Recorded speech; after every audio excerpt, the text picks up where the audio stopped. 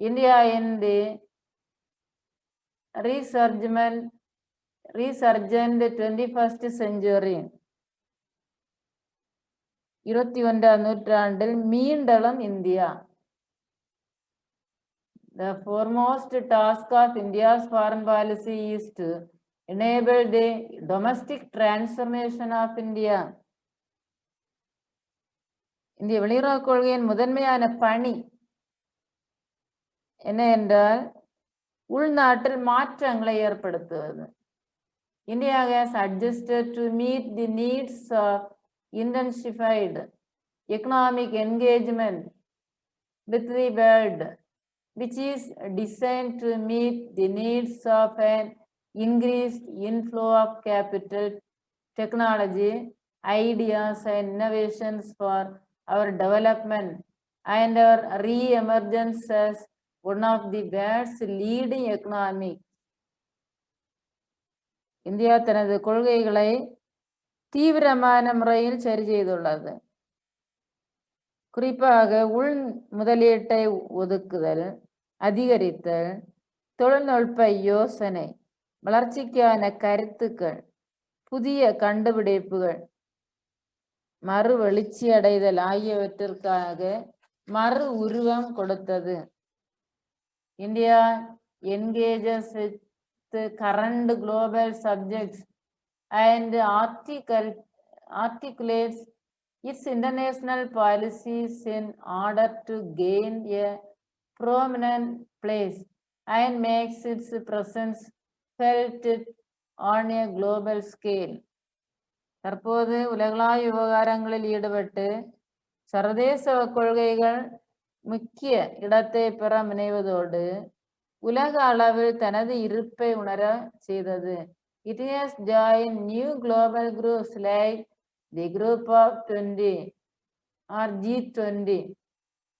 India, Brazil, South Africa and Brazil, Russia, India, China, South Africa, which gives more scope for India to play a larger role in global affairs. India G20, IBSA, BRICS, BRICS போன்ற புதிய உலக குழுக்களில் இணைந்துள்ளது.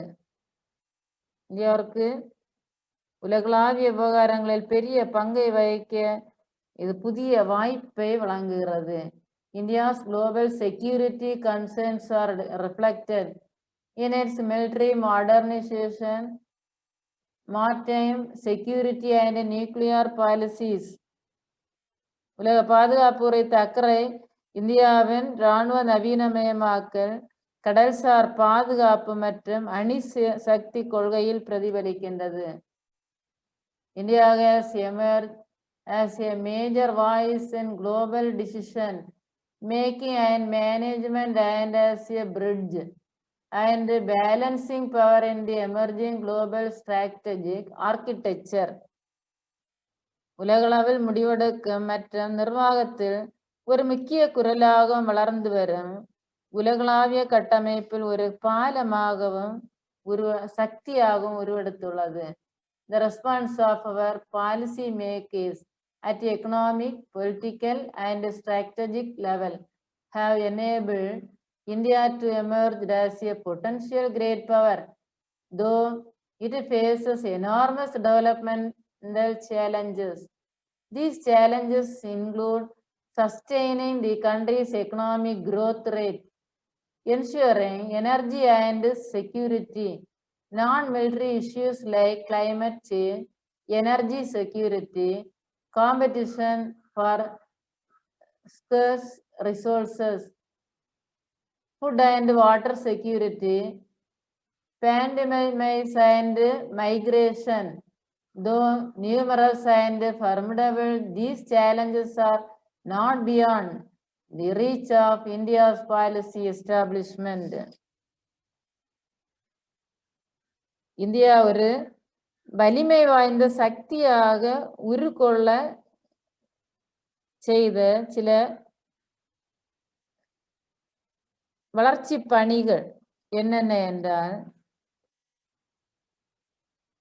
பாதுகாப்பை உறுதிப்படுத்துதல். இரண்டாவது, இராணுவத்தன்மை அல்லாத பிரச்சனைகளான காலநிலை மாற்றம், கிளைமேட் சேஞ்ச், எனர்ஜி செக்யூரிட்டி, எரிசக்தி, காம்படிஷன் ஃபார் ஸ்கேர்ஸ் ரிசோர்சஸ், அரிதான வளங்களுக்கான போட்டி, ஆற்றல் பாதுகாப்பு, அரிதான வளங்களுக்கான போட்டி, ஃபுட் அண்ட் வாட்டர் செக்யூரிட்டி, உணவு மற்றும் நீர் பாதுகாப்பு, பேண்டமிக்ஸ் அண்ட் மைக்ரேஷன், தொற்று நோய்கள் மற்றும் இடம்பெயர்தல் போன்ற விவகாரங்கள்ல மிகப்பெரிய வளர்ச்சி மாற்றங்களை அடைந்துள்ளது. இந்த சவால்கள் ஏராளமானவை, கடினமானவையாக இருந்த போதிலும் இந்தியாவின் கொள்கை அமைப்புகளுக்கு அது எளிதாகவே காணப்பட்டது. Basic concepts of India's foreign policy, இந்திய வெளியுறவு கொள்கையினுடைய அடிப்படை கருத்துக்கள். பிரிசர்வேஷன் ஆஃப் நேஷனல் இன்ட்ரெஸ்ட், தேசிய நலனை பேணுதல். அச்சீவ்மெண்ட் ஆஃப் வேர்ல்டு பீஸ், உலக அமைதியை எய்துதல். டிஸ்ஆர்மமெண்ட், ஆயுத குறைப்பு. Fostering cordial relationship with other countries, பிற நாடுகளோடு நல்லுறவை வளர்த்தல்.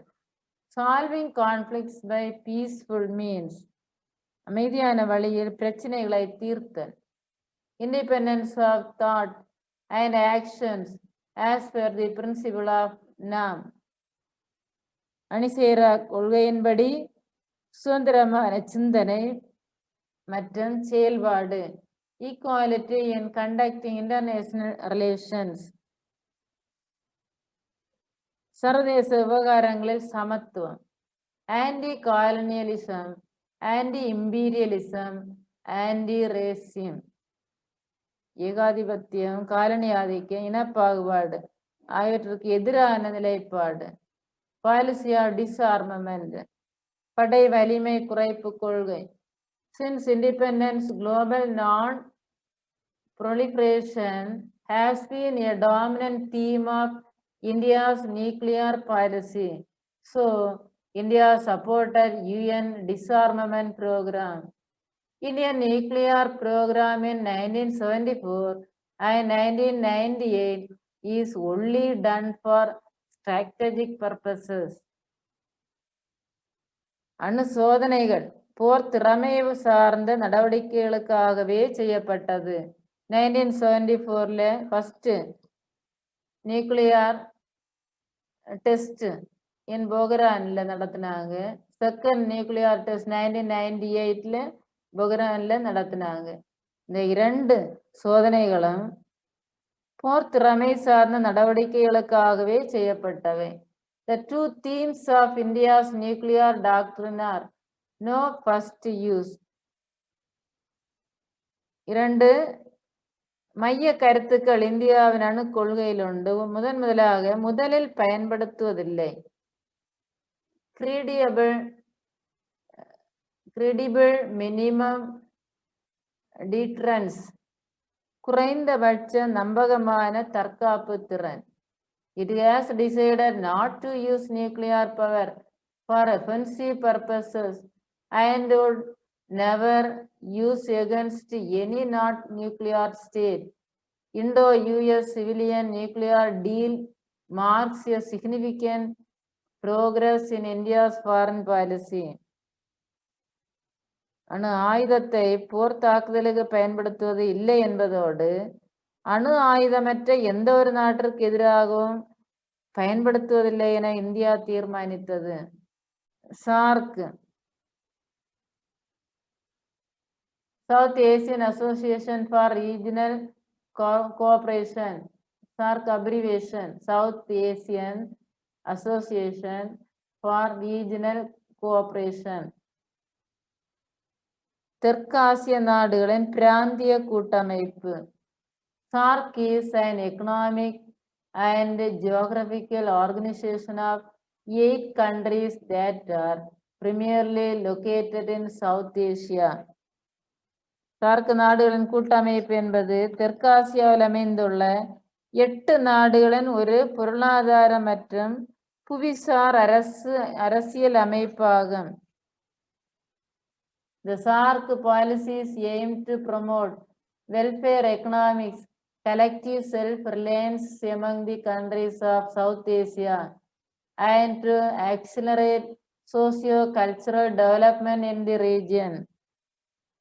நலன்சார் பொருளாதாரத்தை ஊக்குவித்தல், தெற்காசிய நாடுகளிடையே கூட்டு தன்னிறைவு மற்றும் சமூக பண்பாட்டு மேம்பாட்டினை விரிவுபடுத்தல் ஆகியவையாகும். SAARC Disaster Management Center was set up at New Delhi. SAARC அமைப்பின் பேரிடர் மேலாண்மை மையம் நியூ டெல்லியில் அமைக்கப்பட்டது. The center is a sleek body of professional working on various dimensions of disaster risk reduction and management in South Asia. இம்மையம் தெற்கு ஆசியாவில் பேரிடர் குறைப்பு மற்றும் மேலாண்மைக்கான வல்லுநர்களை கொண்ட அமைப்பு. SAARC satellite is a proposed communication meteorology satellite by Indian Space Research Organization ISRO for the SAARC region. ISRO அமைப்பு சார்க் பிராந்தியத்திற்கான செய்தி தொடர்பு மற்றும் வானிலை ஆய்விற்காக சார்க் செயற்கைக்கோளை செலுத்தியுள்ளது. The member countries are Afghanistan, Bangladesh, Bhutan, India, Nepal, Maldives, Pakistan and Sri Lanka. SAARC அமைப்பின் உறுப்பு நாடுகள் 8 உறுப்பு நாடுகள், 8 countries. 2 mark questionல கேட்பாங்க.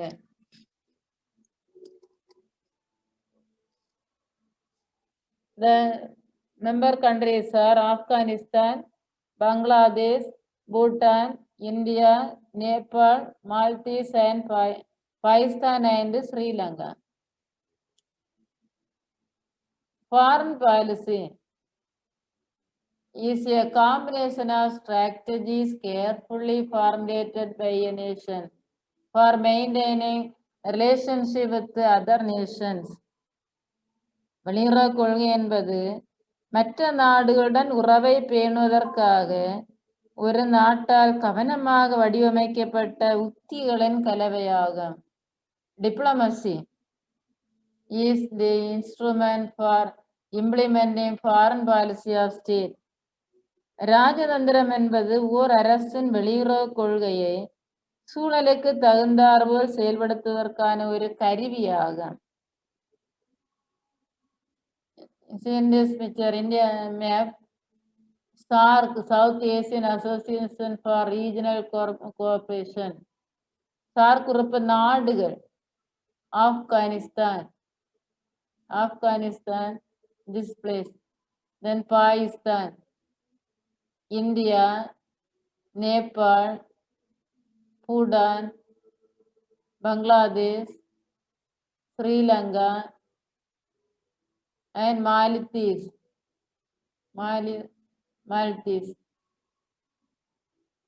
8 countries. Contemporary context, change and continuity in India's foreign policy.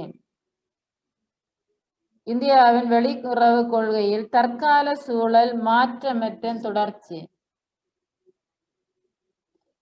Pre-partition and integrated neighborhood first policy. முதலில் அண்டை நாடுகள் கொள்கை.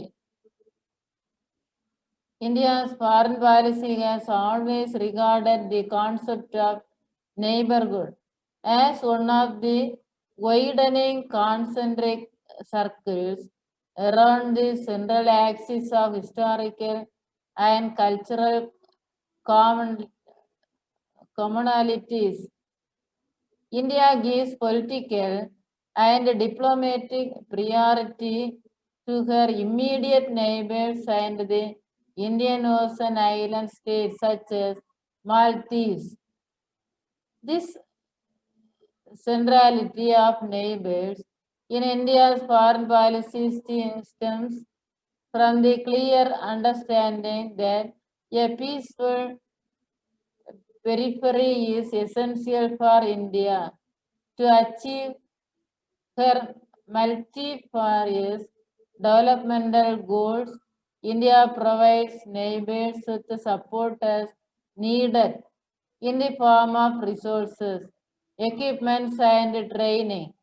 Greater connectivity and integration are provided so as to improve the free flow of goods, people, energy, capital, and information. இந்தியாவின் வெளியுறவு கொள்கையாக எப்பொழுது இருந்து வருவது கலாச்சார ஒற்றுமை தன்மை. இந்திய பெருங்கடல் அமைந்துள்ள ஒரு தீவினுடைய பேர் தான் மால்தீவ்ஸ். ராஜதந்திர முன்னுரிமை இந்தியா அந்த தீவிற்கு அளித்து வருகிறது. இந்திய வெளியுறவு கொள்கை அண்டை நாடுகளை மையம் கொண்டது. குறிப்பாக இந்தியா வளர்ச்சி இலக்குகளை அடைவதற்கு அமைதியான சுற்றுப்புறம் அவசியம் என்ற தெளிவான புரிதலை ஏற்படுத்தியது. இந்தியா தனது அண்டை நாடுகளுக்கு தேவைப்படும் ஆதரவினை வளாதாரங்கள், கருவிகள் மற்றும் பயிற்சியாக அளித்து வருகிறது. பொருட்கள், மக்கள், ஆற்றல், மூலதனம் மற்றும் தகவல்கள் எளிதாக செல்வதை மேம்படுத்துவதற்காக மிகப்பெரிய இணைப்பும் ஒருங்கிணைப்பும் அளித்து வருகிறது. Bridging diplomacy and development, அரசு தந்திரம் மற்றும் வளர்ச்சியை இணைத்தல். One of the major objectives of India's foreign policy has been to leverage international partnership for India's domestic development. This includes improving technological access, sourcing capital, gaining market access, securing natural resources. சர்வதேச ஒத்துழைப்பை பெறுவது இந்தியாவின் வெளியுறவு கொள்கையின் நோக்கங்களில் ஒன்று. இரண்டாவது, தொழில்நுட்ப உதவி கிடைப்பதை மேம்படுத்துதல். மூன்றாவது, மூலதனம் பெறுதல். நான்காவது, சந்தையினை பெறுதல். 5, இயற்கை வளங்களை பாதுகாத்தல். இவற்றை வளர்ச்சியின் இலக்குகளாக கொண்டுள்ளது. A gradual transition from look east to act east policy. கிழக்கு நோக்கி என்பதிலிருந்து கிழக்கு செயல்பாடு என்ற கொள்கைக்கு படிப்படியாக மாற்ற. South East Asia begins with North East India.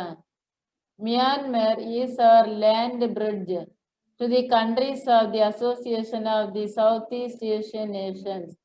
The purpose is to ensure a stable and multipolar balance of power in the Indo-Pacific and became an integral part of Asia. This policy emphasizes a more productive role for Asian and East Asian countries. The 3 big elements in our Eastern policy are stronger emphasis on physical connectivity, commercial and security related. வடகிழக்கு இந்தியாவிலிருந்து தென்கிழக்கு Asia வரை பாலமாக இருப்பது Myanmar. இதனுடைய நோக்கம் ஆசியாவின் ஒருங்கிணைந்த பகுதியாக இருப்பதோடு இந்தோ பசிபிக் பகுதியின் நிலையான மற்றும் பல்முனை சமநிலையை உறுதிப்படுத்துவது. நமது கிழக்கு கொள்கையின் 3 முக்கிய கூறுகள். 1, வலிமையான நிலப்பரப்பு இணைப்பு. 2வது, வணிகம். 3வது, பாதுகாப்பு. In our Eastern policy of stronger emphasis on physical connectivity, commercial and security related. Economic development, பொருளாதார வளர்ச்சி. Currently, India's political moves are being influenced by economic imperatives. Many nations are moving to forge better relationship with India. Accelerated, balanced and inclusive economic development is India's primary goal.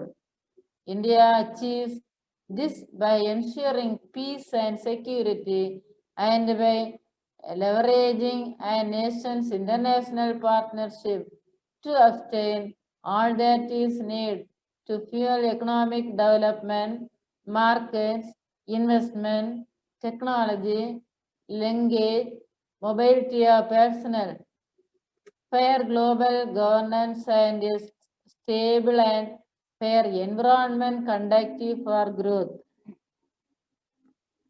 Economic development என்றாலே பொருளாதார வளர்ச்சி.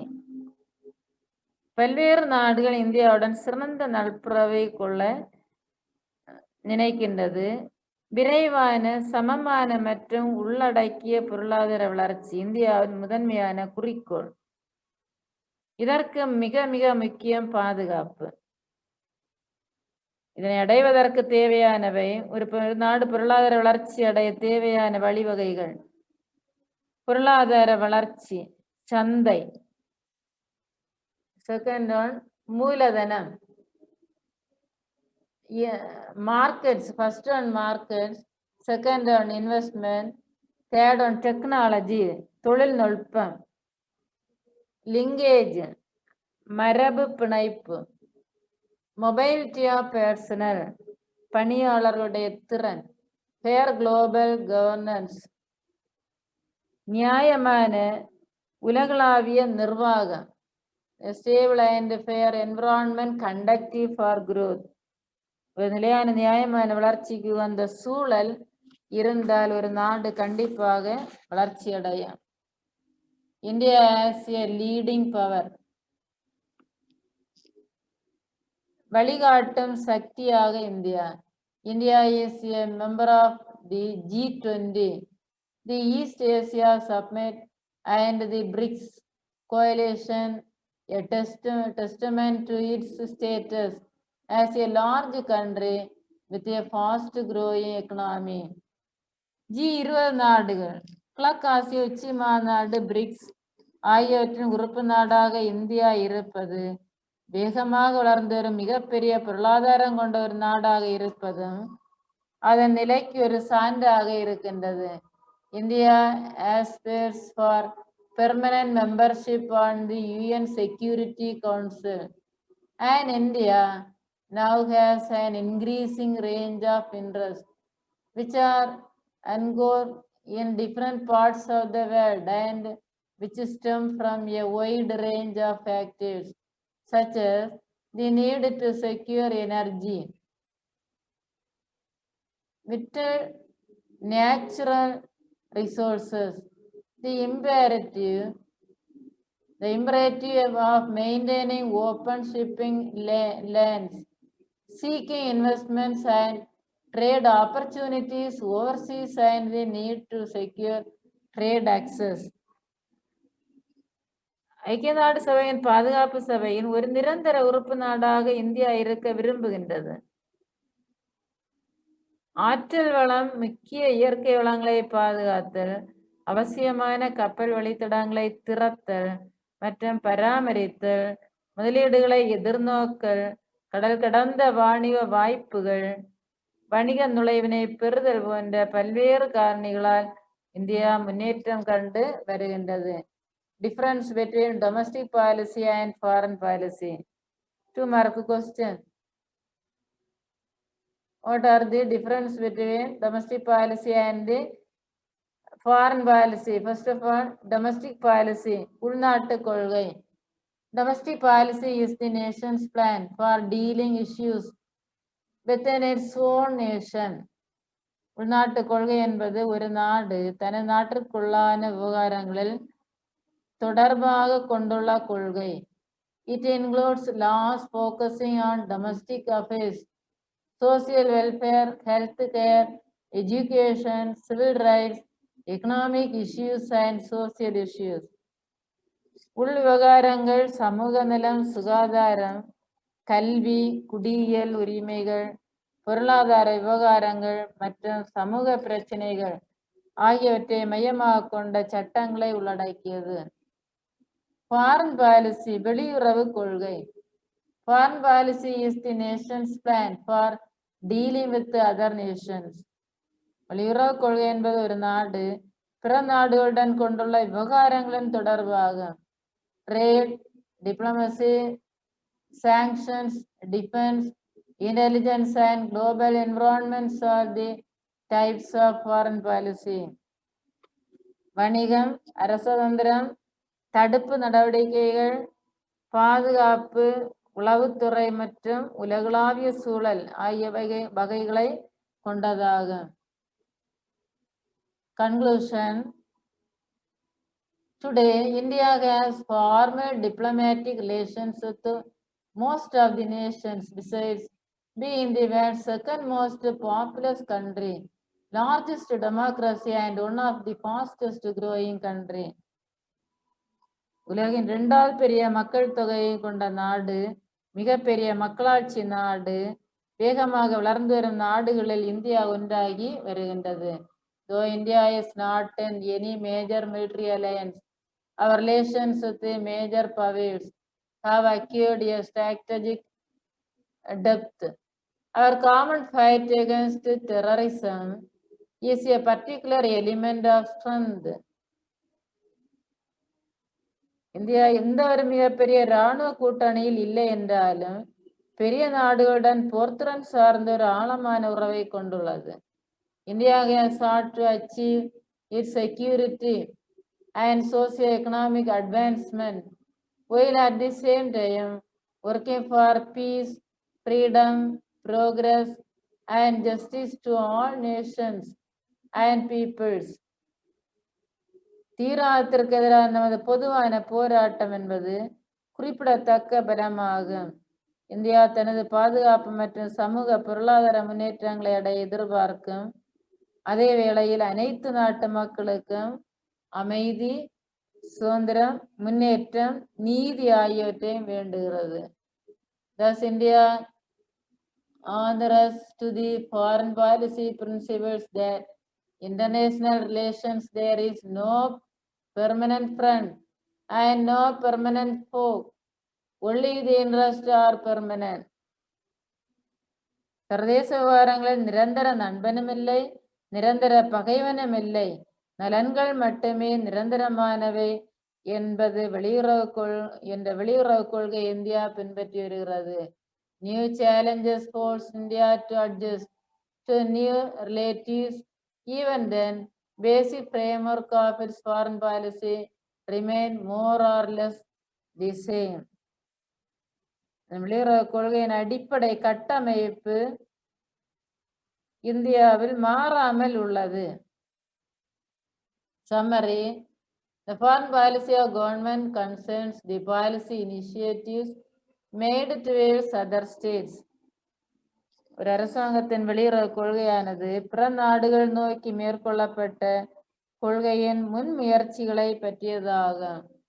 The Ministry of External Affairs is responsible for carrying out the foreign policy of India. இந்தியாவின் வெளியுறவு கொள்கையை நிறைவேற்றும் பொறுப்பு இந்திய வெளியுறவுத்துறை அமைச்சகத்தை சார்ந்தது. A goal-oriented foreign policy has the potential to achieve improved relations with other nations. ஒரு இலக்கு சார்ந்த வெளியுறவு கொள்கையானது பிற நாடுகளுடன் மேம்பட்ட உறவினை அடைவதற்கான திறனை கொண்டுள்ளது.